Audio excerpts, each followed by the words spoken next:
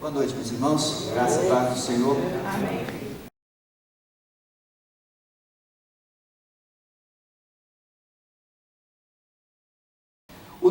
A nossa palavra hoje é uma palavra introdutória dessa série de semanas que nós teremos sobre Sangue nos umbrais. Sangue nos umbrais, que vai trabalhar as várias áreas de libertação, as várias áreas de restauração.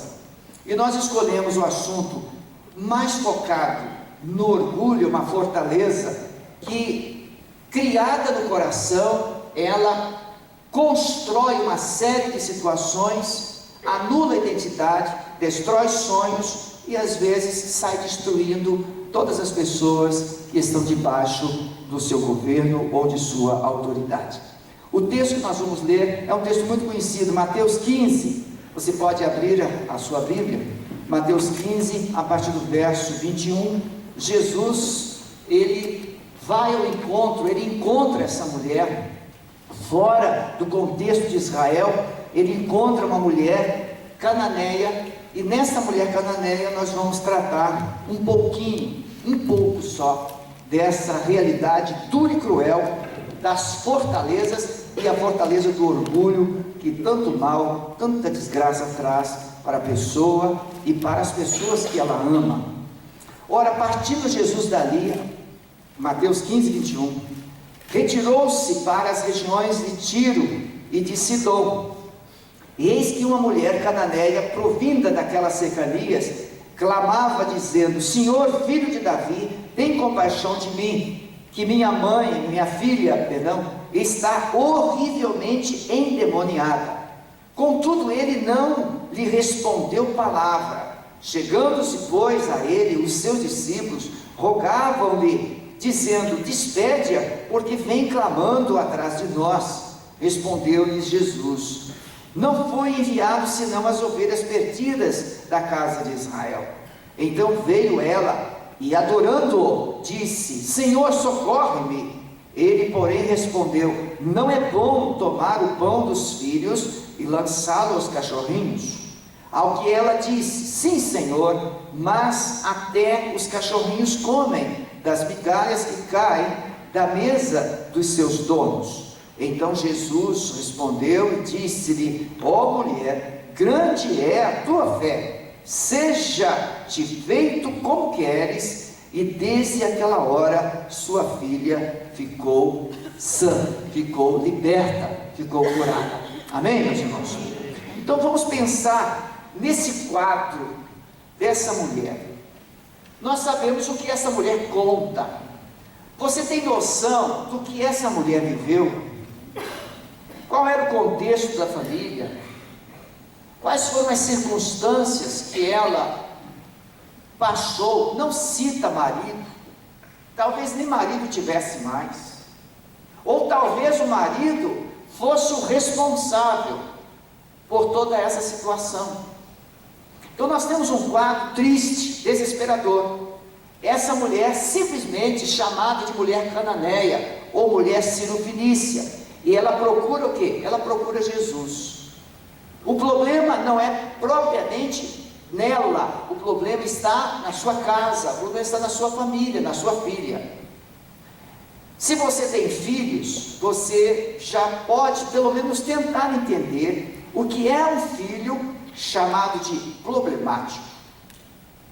Você tem noção do que é um filho rotulado de problema? Um filho agressivo, uma filha que tem comportamentos descontrolados, uma filha que você não tem mais governo sobre ela, e ela tem convulsões, ela tem uma série de situações criadas pelo seu comportamento de opressão, que a família toda é envolvida, e um sofrimento terrível vai deteriorando, vai queimando toda a resistência, todas as energias. Uma vez eu fui chamado numa casa, 3 horas da manhã, o casal disse assim no telefone, o pai: pastor, meu filho de 1 ano e meio, 2 anos mais ou menos, o meu filho não para de chorar, eu já fiz tudo, eu já dei isso, eu já dei aquilo, eu já orei, eu já fiz, pastor, eu não aguento mais, eu estou desesperado, estou quase ficando louco. E o menino não para de chorar. Eu disse, estou indo. Essa família morava no 7º andar de um edifício, e eu cheguei lá. Quando eu coloquei o pé no capacho de entrada do apartamento daquela família, o garotinho parou de chorar e dormiu. E aí o pai veio, a esposa veio e disse assim, pastor, só foi o senhor tocar a campainha e ele dormiu, está dormindo. E aquele pai caiu de joelhos no meio da sala e começou a chorar compulsivamente. A esposa se ajoelhou do lado e chorando. Como eu já sabia de algumas situações que estavam presentes, eu me ajoelhei com eles e disse, meu querido, até quando você vai permitir que o diabo atue na sua vida? Ele está destruindo a sua família, está destruindo o seu casamento, está agora tocando na coisa mais preciosa que você tem, filho. E aquele pai pediu perdão, chorando. Nunca mais o garotinho teve compulsão, nunca mais ele teve aquele comportamento. E aquele pai começou um processo de mudança, e hoje é um homem de Deus, comprometido, a família restaurada. Hoje ele é sacerdote da sua casa. Então o problema, ele tem uma porta. A situação não caiu de paraquedas. Muitas vezes a situação, ela foi trazida por alguém para dentro da família. E o sofrimento se instala, as dores se multiplicam, e talvez essa mulher agora, não sabendo mais o que fazer, ela toma conhecimento de alguma forma, porque ela vai chamar Jesus de filho de Davi. Ela sabe quem é Jesus, ela sabe do poder, ela sabe da autoridade, e ela quebra todos os paradigmas, e ela vai buscar ajuda. Moradora de Tiro, essa cidade é a cidade de origem daquela rainha do Velho Testamento, a rainha Jezabel, esposa do rei Acabe. Jezabel é símbolo de manipulação, de sedução, de engano. Essa mulher era dessa região, uma região debaixo de um jugo de maldição, uma história de maldição, que nós vamos ainda trazer para você mais alguns dados. Então, essa mulher Jezabel, ela seduziu Israel, ela casa com Acabe, o rei, e ela seduz Israel, levando Israel para a prática de idolatria, de feitiçaria, trazendo mais sofrimento sobre a nação. E por causa dela, por causa do seu esposo, Israel ficou debaixo de um jugo de 3 anos e meio sem chuva, uma seca terrível. Nada sobreviveu, os animais não sobreviveram. E aí, talvez o sintoma, você pergunta, mas por que isso está acontecendo? O sintoma, como o pastor Lobo tem ensinado tão bem, a maldição é apenas o quê? Um sintoma de que alguma coisa está errada na sua vida, na sua família, na sua casa. A semelhança da febre, a semelhança da dor, esse quadro de sofrimento é apenas um diagnóstico, é apenas um sintoma de que alguma coisa está fora dos propósitos de Deus na sua vida. Os judeus consideravam os cananeus como cães imundos. Você sabia que Jezabel foi comida pelos cães? Porque Deus disse, o profeta havia profetizado isso, que ela não seria sepultada. E só ficaram o quê? O que sobrou de Jezabel? Os dedos, e mais o quê? Perdi a memória agora. Vocês não lembram não? Irmão, só ficou aquelas partes do corpo que tinha maquiagem. Os cães comeram tudo, que ela foi jogada pela janela. Então veja, o povo cananeu era chamado de cães imundos, e essa rainha é comida pelos cães. Então a história dessa mulher, ela se localiza numa nação, numa cidade que tem um histórico de maldição, que não para por aqui, ou que não começou aqui. Então vamos entender o histórico dessa mulher. Os cananeus eram descendentes de Cão, um dos filhos de Noé. Quando Noé saiu da arca, diz a Bíblia o quê? Ele planta uma vinha, não aconteceu da noite para o dia, não é assim? Ele planta, nada acontece da noite para o dia. E Noé então vai colher uvas, e ele faz o vinho. E ele fica tão feliz, que ele bebe além. E ele fica meio descontrolado. E aí vai um bom conselho para quem não tem controle sobre a bebida. E o que acontece com Noé quando ele bebe demais? Ele tira as roupas, fica nu. Tem muita gente que bebe no dia seguinte, não sabe nada que fez, não é verdade? Envergonhou a família, envergonhou a si mesmo, causou danos à bebida. E quando a gente vai falar com a pessoa, vai assim: não, eu bebo socialmente, eu só bebo quando eu quero. Começa bebendo no sábado, depois passa para o domingo, depois passa para a sexta, depois passa para a quinta, daqui a pouco está bebendo de segunda a domingo. E Noé fica embriagado e fica totalmente despido. E Cão chega naquele tempo, como no tempo de alguns de nós aqui, né, sócio? No nosso tempo, na minha idade, uma criança não ficava perto dos pais quando eles estavam conversando. Não é assim? A criança sabia do seu limite. Se tivesse alguém de fora, a criança não entrava no ambiente. E para falar com os mais velhos, a criança pedia licença. Hoje são os adultos que pedem licença às crianças. Licença, netinho, papai e vovô quer ver televisão. Assim? Inverteu tudo.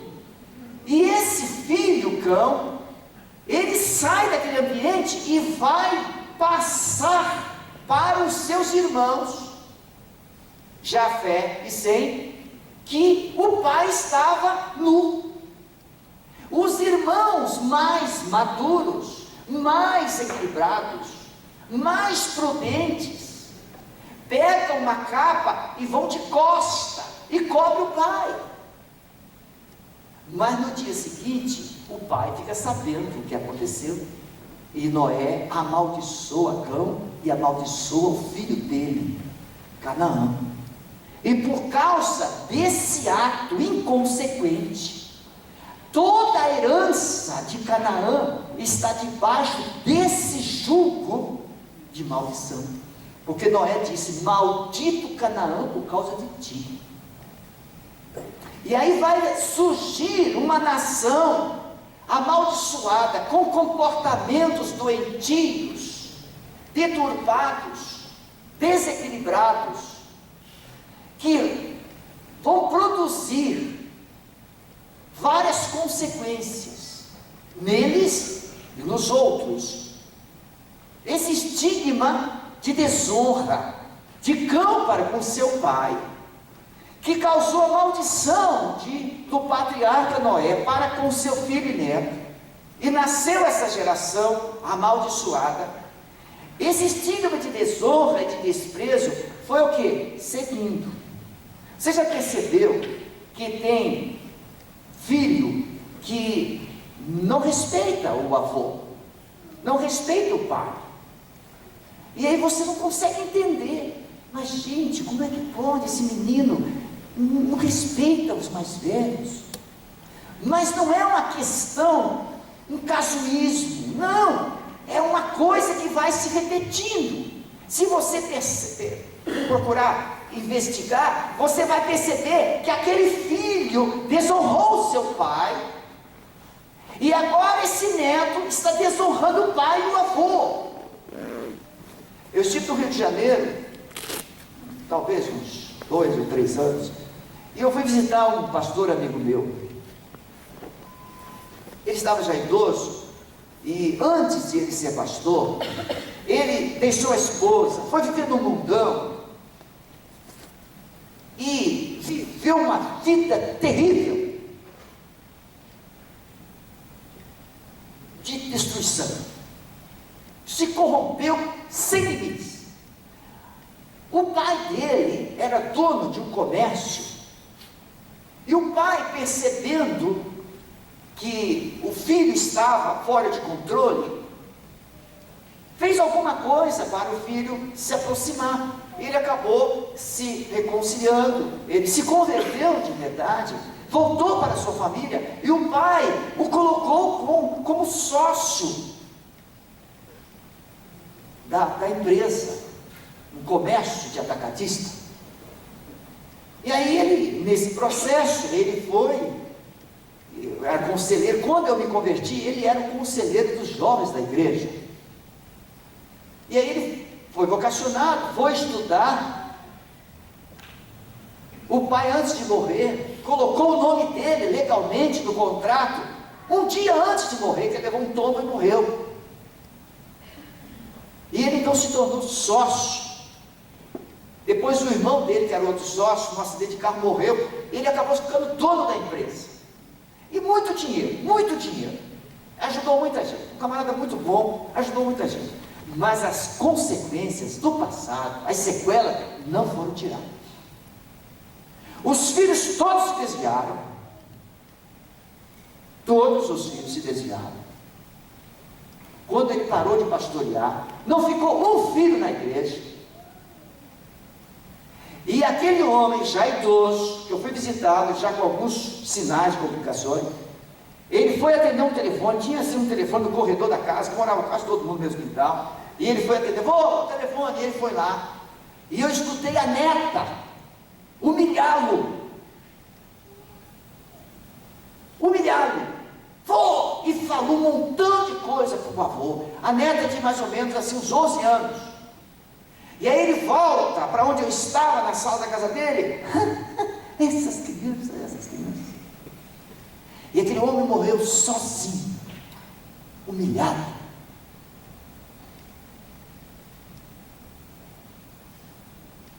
por causa de consequências de uma semeadura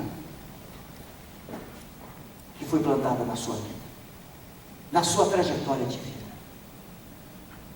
Você pode não saber por que algumas coisas estão acontecendo na sua casa, na sua família, mas se você investigar, tem uma sequência que vem. Mas aquele nosso querido nunca soube o que era isso, libertação, quebrar os elos de maldição da família. Ele nunca aprendeu isso. E ele continuou carregando aquela linhagem de sofrimento e de maldição. É o que aconteceu aqui. Então os cananeus eram o quê? Era um povo que desonrava a autoridade. As coisas sagradas eram motivos de zombaria, de brincadeiras. Eles brincavam com as coisas sagradas. Talvez você não saiba por que o seu filho brinca com as coisas de Deus, zomba dos líderes espirituais, mas tem uma raiz.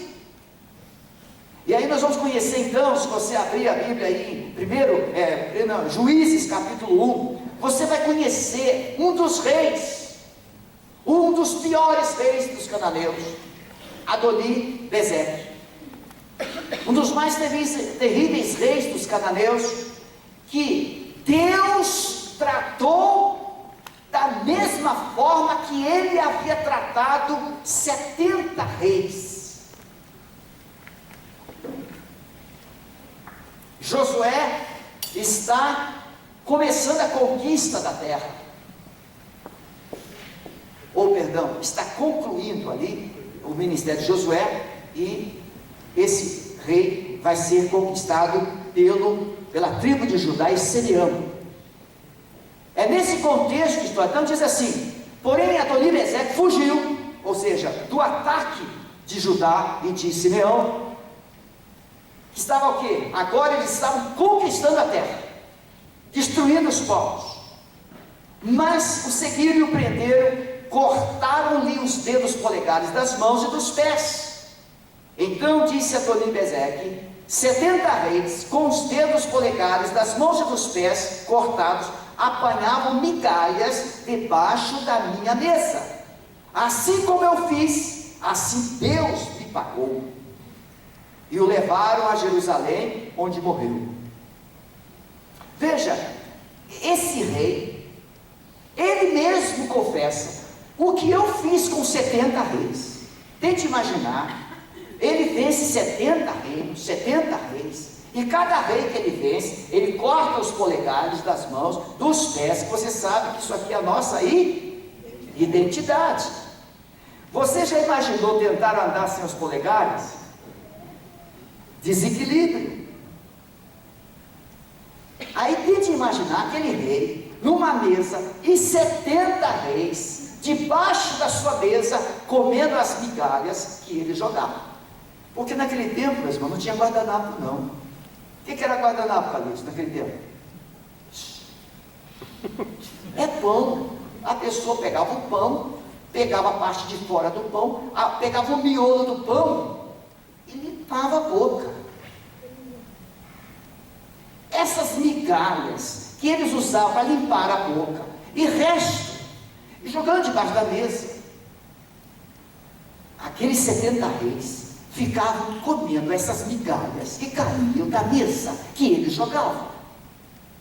Os guardanapos e os ossinhos, os restos de comida.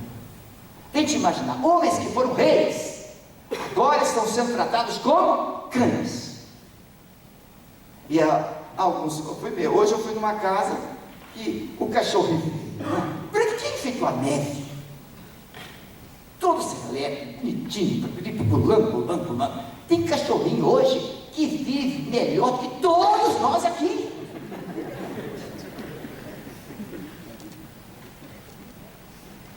A caminha dele, a roupinha, ele tem perfume, tem shampoo, tem tudo. Alguns não precisam de shampoo, não é verdade? Mas o cachorrinho tem shampoo. Então uma herança, um histórico, é nesse contexto desse histórico de Adoni-Bezeque, rei dos cananeus, que Jesus vai tratar essa mulher. Essa mulher de origem cananeia, que você não sabe, nem eu sei, quem foi o marido dela, como é que essa filha foi tratada dentro de casa, que tipo de relacionamento essa menina recebeu. Só que agora essa menina está oprimida, endemoniada, e ela se tornou um tormento na família. Talvez o marido, deu no pé e deixou essa mulher sozinha com a filha. Aqui quem é mulher é que sabe. A mulher constrói uma relação de amor, de referência de autoridade a partir do seu pai. Se esse pai é estúpido, se esse pai é ignorante, se esse pai é arrogante, se esse pai é controlador, se esse pai é um pai orgulhoso, essa menina vai construir um bom conceito de homem, sim ou não? Não. A última coisa que ela quer na vida é casar. Que homem é uma megera.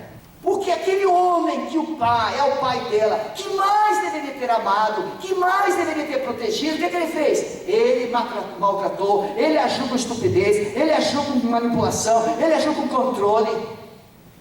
Então ele construiu na mente daquela menina que homem é a pior coisa do mundo. E essas pessoas, quando no futuro vão se envolver com um relacionamento, elas terão grandes dificuldades por causa da fortaleza que foi criada. E a última coisa que ela vai querer é ser submissa a outro homem. Ela se torna uma pessoa ardia, autoritária. E com todo carinho aqui, algumas mulheres sargentonas é resultado disso. Tem alguma sargentona aqui? Pastor, o que é sargentona? Aquela mulher que controla tudo em casa. Não tem. Vocês não são sargentonas. Todas são madames. Não é verdade? Todas são. Mas quando você vê aquela mãe que o marido chega, tira esse sapato aí, seu inútil. A filha está escutando. Aí a filha vai começar a namorar. Ela vai tratar o namorado do mesmo jeito, porque a mãe passou para ela um modelo de que o homem tem que pisar, tem que maltratar, tem que controlar.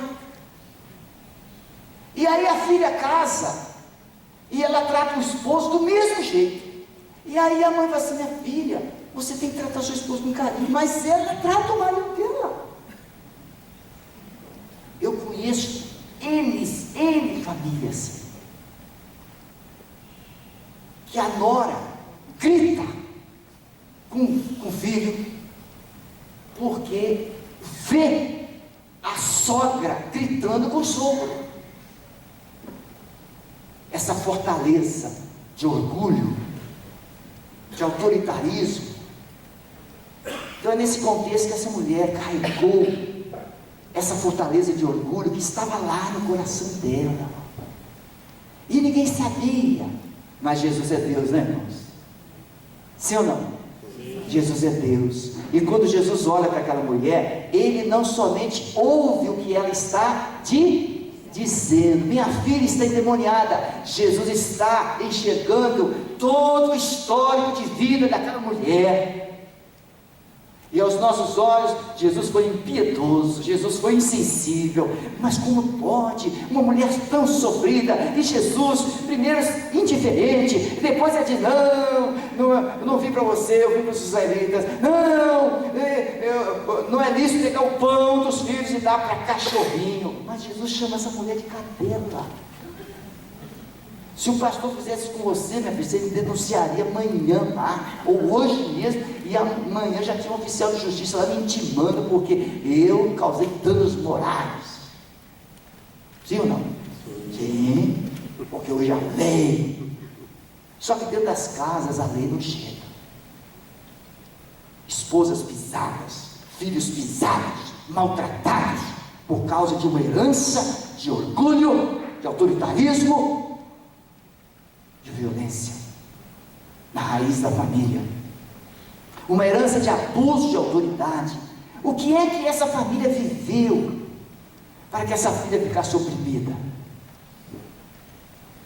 Então nós vamos aprender que a casa, a família, é um lugar onde as pessoas, onde se faz presente esse espírito. É um lugar onde as pessoas são rebaixadas à sua natureza e à sua herança, vivendo debaixo de humilhação, de desprezo. Você pode estar encaixado nesse contexto. Só Deus e você sabem como é que você cresceu. Eu tenho ouvido histórias assim. O meu pai chegava e ele comia. Ouvi isso de filhos. Meu pai comia primeiro, e depois que ele comia, ele jogava o resto da comida fora para os filhos não comerem. Esses filhos revoltados, essa filha não conseguia se dar bem com namorado nenhum. O contexto, a fortaleza, a perda da identidade, que tem produzido vidas desequilibradas e escravizadas. Quando o homem perde a sua referência da sua missão, alguns vão para dois extremos: ou machucam demais ou protegem demais. De ambos os modos se destrói a identidade. Sentimento de rejeição. Você sabe o que é que produz um sentimento de rejeição? A primeira coisa que vai nascer no coração de um rejeitado é a revolta. E a revolta, ela se revela, em primeiro lugar, através do orgulho. Porque a última coisa que uma pessoa revoltada quer admitir é que precisa da ajuda de outra pessoa. Aí se torna autoritário, egoísta, perfeccionista, um crítico desenfreado. Por quê? Porque lá no coração, na sua alma, ele não foi amado pela pessoa que mais deveria tê-lo amado. Aí ele constrói essa fortaleza do orgulho. Gente que não se permite ajudar, gente que não se permite tocar, gente que não se permite abraçar. Você já percebeu que algumas pessoas, quando você vai abraçar, elas ficam assim? Elas abraçam com a ponta dos dedos. Não sei, algumas são exageradas, se encostam todo, quase de massa. Não? Mas algumas, eu já percebi, algumas pessoas, não quer dizer que é ela, pessoas, você vai abraçar, ela fica assim, bem afastada, bem distante, abraça você só com as pontas dos dedos. Por quê? Porque são pessoas que não foram amadas, e elas não acreditam em ninguém. Nasceu a filha do meu filho, do antigo Maurício, né? A Denise, nas semanas que precederam agora o nascimento, ela nasceu quarta-feira, branquinha, cabelos lisos e pretos, de olhos verdes, o pai um crioulo azul. Jeová é Deus. Ela vai ficar assim, vai ficar meia queimadinha do sol, coisa leve. Sol do sul do Brasil. Mas quando o Maurício chegava na sala e falava assim, Dê, ela pulava no ventre. Ela pulava toda, se mexia toda. Porque aquela criança, desde o ventre, sabia de quem era aquela voz. Agora imagine se ele tivesse sido um homem estúpido, violento, que chega em casa gritando, com palavras agressivas, e às vezes maltratasse a esposa. Quando aquele bebê escutasse a voz dele, o que ela faria? Ela se esconderia lá no ventre. Diga aqui para mim, você se encolhe quando você ouve algumas vozes? Você se encolhe. Quando você ouve vozes, você treme. Eu conheci um rapaz que foi tão espancado pelo pai. O pai batia nele dormindo. O apelido dele era Cavalo, desse rapaz. E depois eu fui investigar para saber por que o apelido dele era Cavalo. Porque ele era uma topeira de ignorante. Pense num cara assim, insensível ao extremo. Tudo para ele era coice para tudo quanto é lado. Aí eu fui investigar. Ele, pequeno, a mãe, o esposo chegava, a mãe branca, o esposo negro, e ele nasceu branco. E a mãe falava para o marido que ele tinha aprontado. E ele dormia, e quando o marido chegava, o pai dele chegava, pegava uma chibata e batia nele dormindo. Isso muitas vezes. E esse rapaz, ele criou uma defesa tão forte. Foi minha ovelha lá no Rio de Janeiro. Que ele se casou com a minha secretária. Uma longa história. Mas chegou um momento que eu fui lá no dia do casamento dele. O miserável compra um terno e não experimenta. Você vê a cabeça do rapaz. Aí quando eu chego lá mais cedo para dar as orientações, o casamento foi na casa dela. Ele disse, pastor, a calça não aperta, não fecha. Ficavam os 2 dedos assim para a calça, não fechava. disse, meu irmão, não tem jeito, agora você vai ter que amarrar um barbante aí. E vai fechar esse bendito paletó e fica quieto. E foi feito assim mesmo, foi feito assim. Mas olha, nesse dia eu fui perceber o que é um homem que tem veneno nos olhos. Eu falei assim, ô Josias, cadê os cachorros? O sogro tinha uns 3 cachorros bravos, cachorro bravo. Os cachorros não tinham ver nem sombra de gente. Eu cheguei e falei, mas cadê os cachorros? Ah, pastor, ele deve estar aí.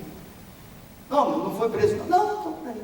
Irmãos, sem brincadeira, nós fomos um cachorro, os outros nem sei para onde nada. Um estava naquela parte, tem aquela varandinha, tem uma mureta assim, né? As casas, às vezes tem aquela varandinha, aquela mureta. Nós chegamos, irmãos, eu olhei assim, o cachorro estava escondido ali. Quando ele chegou, que ele olhou, o cachorro fez xixi. Aquele cachorro bravo. Porque o animal é diferente de nós. O animal capta o instinto. Ele consegue perceber muito mais do que nós. Eu guardei aqui. Nunca mais esqueci. O veneno que fica dentro das pessoas. O ódio. A ignorância. A violência. O orgulho que aflora. Famílias que vivem debaixo dessa opressão. Estresse. Sem limites. Tem gente que morre infartada, nem sabe por quê. Vai guardando. Tanto orgulho, não abre a boca para dividir, vai guardando, de um coração, pá, explode. Gente morrendo infartado, sem saber por quê. Tanto orgulho, guarda tudo para si. Porque ele se torna o Deus dele. Debaixo de opressão, estresse, traumas, retaliações impiedosas, vidas sem expectativa de futuro, vidas que vivem das migalhas que caem na mesa. Então precisamos compreender que antes de Deus abençoar, Deus quer nos libertar. Você vem aqui nesse culto e você só quer a bênção. Não adianta. Ela entra por uma porta e sai pela outra. A palavra de Deus diz que é como colocar dinheiro no saco furado. Antes de Deus colocar bênçãos, promessas na sua vida, Deus precisa restaurar, porque Deus não remenda. Deus faz tudo novo. Deus não coloca remendo novo em roupa velha. Deus dá uma roupa nova, toda nova. Esta mulher, ela tinha consciência então dos seus problemas. E Jesus está diante dela, percebendo a sua aflição, percebendo a sua dor, percebendo o seu sofrimento. Mas Jesus estava decidido não somente a costurar a vida dela, mas Jesus estava decidido a restaurar a história dela, restaurar a vida toda. Porque ele sabia que o problema não era só aquela menina, o demônio. Jesus poderia expulsar aquele demônio e o demônio voltaria depois, com mais demônios. Mas Jesus precisava primeiro quebrar a fortaleza que havia dado a porta de entrada para aquele demônio entrar naquela família, que era o orgulho. E ele vai trabalhar isso. Ele entende, não era uma questão conjuntural. Porque vive lá na favela. Você sabe de muita gente rica, você sabe de muita gente culta, você sabe de muita gente que tem formação tremenda, mas quando abre a boca é só veneno, mata todo mundo que está perto. Cultura pode melhorar, mas cultura não transforma caráter. A cultura pode te possibilitar, mas a cultura não te transforma. Quanto mais cultura, mais possibilidades. Mas só possibilidades. Só possibilidades. E você sabe disso. Então ela reconhece Jesus como Deus. E ela entende que Jesus está trabalhando no coração. Você muitas vezes chega no gabinete pastoral, ou você chega para o seu líder, você chega para a pessoa que está acima de você, e você sabe, lá no fundo do fundo, que você tem que deixar coisas. Você sabe que tem que mudar comportamento. E você pode concordar ou discordar. Algumas discordam. Não! Quantas vezes nós vamos tentar ajudar uma pessoa, e quando a gente mexe na ferida, o que acontece? A pessoa some, não volta mais. Até dos consultórios, né? Algumas até do consultório. O psicólogo é menos problemático, porque o psicólogo, ele ouve mais, o pastor fala mais. O psicólogo não pode orar, o pastor ora, bota a mão, taca fogo em cima, e o negócio mexe tudo, fica com problema. O psicólogo pode, né, orar, senão vai cochilar e troca, não pode. Mas o pastor, a Marcinha trouxe umas estudantes de psicologia aqui, aí ela disse, aí conhecendo a história da igreja, ela disse, parabéns pelo que a igreja está fazendo e tal, e tal. E por que o senhor mostrando essas coisas, por que o senhor não faz psicologia? Se minha filha, você quer me estragar? Porque se eu fizer psicologia, eu não poderei fazer o que eu faço. A psicologia vai colocar um cabresto em mim. Sim ou não? Sim. Agora, eu como pastor, eu posso fazer um montão de coisas que os psicólogos fazem, é só estudar. Eu só não posso ter o título. Eu só não posso ter a formação. Aí eu falo tudo que o psicólogo fala, ou quase tudo, e eu oro que o psicólogo pode fazer, e a pessoa sai feliz da vida. Por isso que algumas psicólogas mandam um montão de gente sarada para a gente. Só os sarados, os doentes ficam mais. E aqueles que não tem problema nenhum, mandam tudo para a gente, não é? Então essa mulher, diante dessa resposta de Jesus, não é? Veja, irmão, diante dessa resposta de Jesus, você teria ficado ainda na presença dele pedindo ajuda? Mulher, não é lícito pegar o pão dos filhos e dar para os cachorrinhos. Se o pastor, se alguém te chamasse você de cadela ou de cachorrinho, você ficaria pedindo ajuda ainda? Mas aquela mulher ficou.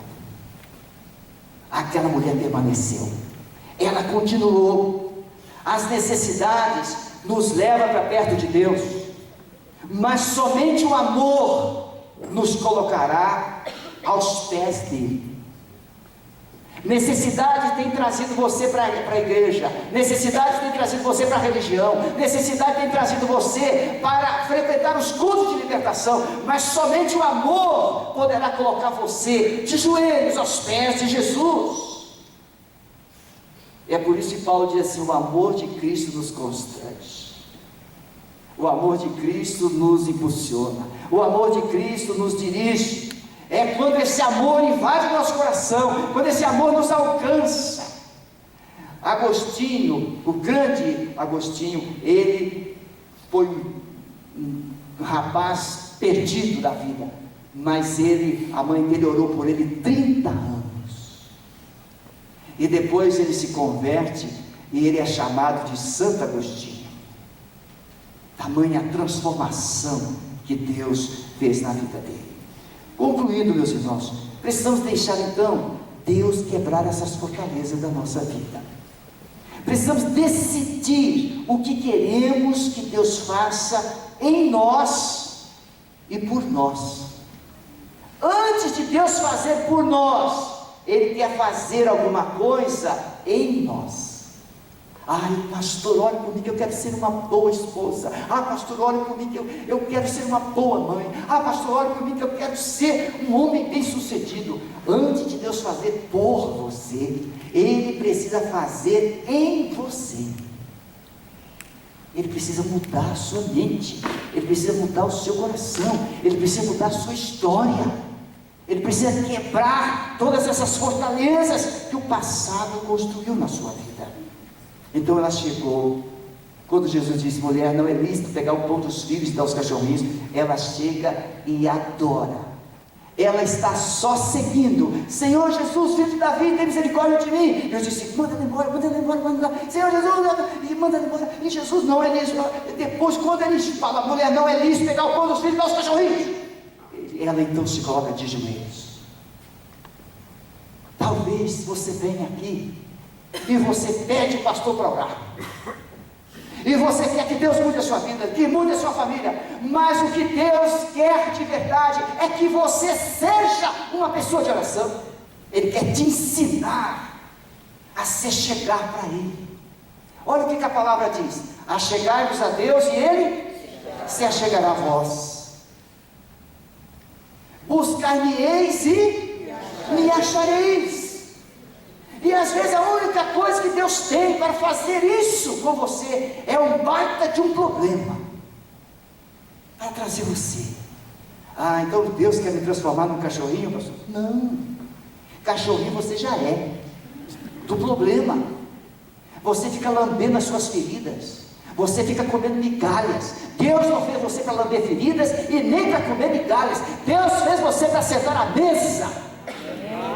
Mas para alguém sentar à mesa, tem que ter coragem de olhar as pessoas nos olhos. Gente orgulhosa olha nos olhos? Só se for para matar.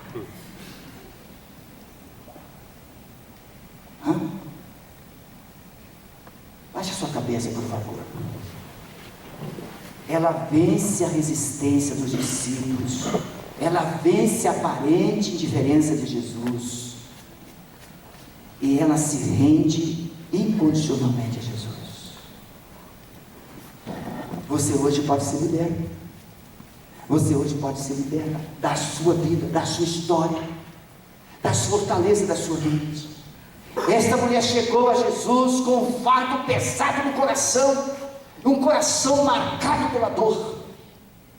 Mas quando ela sai da presença de Jesus, ela está carregando a promessa, o alívio, a esperança, a alegria, a vitória na sua vida. Jesus simplesmente diz: vá, a tua filha já está boa.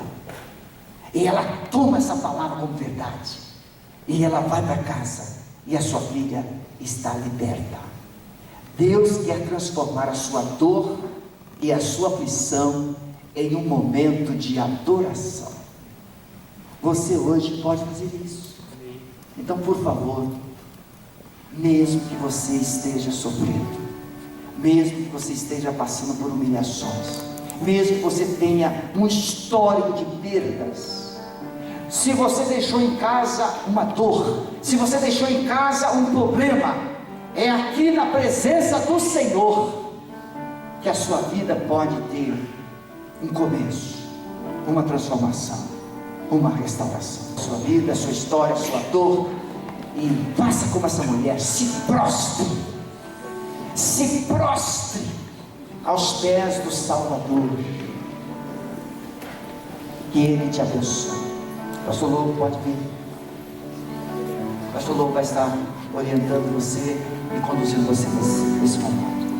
Então examine o seu coração e deixe Deus hoje restaurar a sua história. Amém. Mas agora, eu sei que está doendo. Muito daquilo que Deus falou com você aconteceu na sua vida, aconteceu na sua infância. Talvez você tenha tido um pai abusador, talvez você tenha tido um pai violento, talvez você tenha sido tratado com desprezo, talvez você tenha deixado um filho em casa, terrivelmente oprimido, endemoniado, enfermo. Esse filho está fora de casa.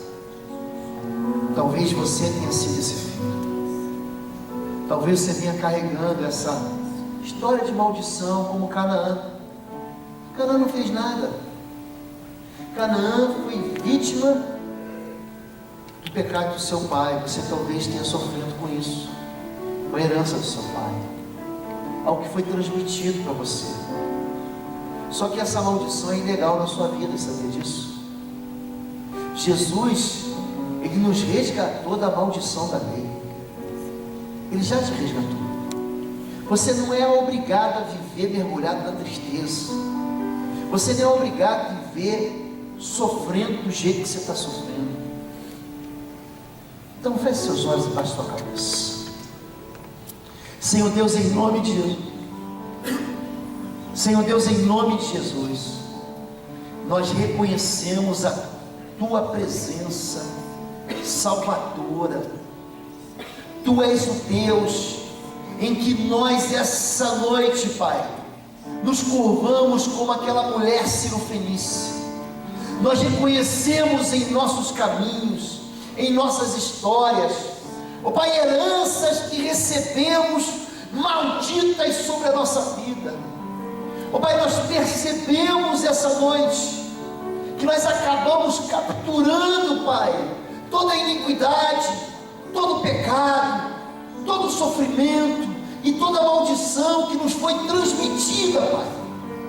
Pai, mas nós somos vítimas, cada homem, cada mulher que essa noite está aqui à frente de pé, ou de joelhos diante do Senhor, está declarando que é vítima, Pai, mas também está declarando, ó Pai, que nós precisamos do Senhor apenas uma migalha. Mas o Senhor não é Deus de migalha, Senhor. Tu és Deus de poder, de justiça. O teu reino é paz, justiça e alegria no Espírito. O Senhor não nos chamou, Pai, para lamber as nossas feridas. O Senhor não nos chamou, Deus de Israel, para viver de migalhas. Portanto, essa noite, nós anulamos todo o poder de maldição que foi transferida sobre essas vidas. Nós desautorizamos no mundo espiritual toda fortaleza na mente que tem permitido ou aprisionado homens e mulheres a viver abaixo daquilo que o Senhor mesmo sonhou. Nós retiramos os teus filhos debaixo da mesa de Adonias e Bezeque, em nome de Jesus. Todo espírito imundo que tem operado na vida de Canaã, que tem operado na vida desses homens, eu repreendo agora, em nome de Jesus. Eu te repreendo, espírito imundo, espírito de aprisionamento, espírito de sofrimento, de dor, espírito que mantém a maldição. Eu lanço em nome de Jesus o fogo do Senhor sobre você, e você não tem parte com essa vida, e você não tem parte com essa história. Eu anulo todas as fortalezas, e no poder do nome de Jesus, nós destruímos os calabouços e abrimos as portas das prisões, para que esses homens, para que essas mulheres, para que esses jovens, para que a nossa descendência, para que os seus filhos sejam absolutamente livres, em nome de Jesus, em o nome de Jesus. Diga assim, querido, em nome de Jesus. Eu ligo aqui na terra e concordo aqui na terra que o Senhor Jesus me resgatou da maldição da lei.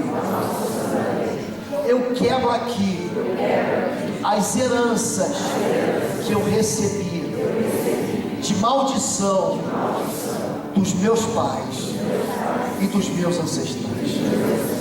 Eu anulo o poder da iniquidade na minha vida.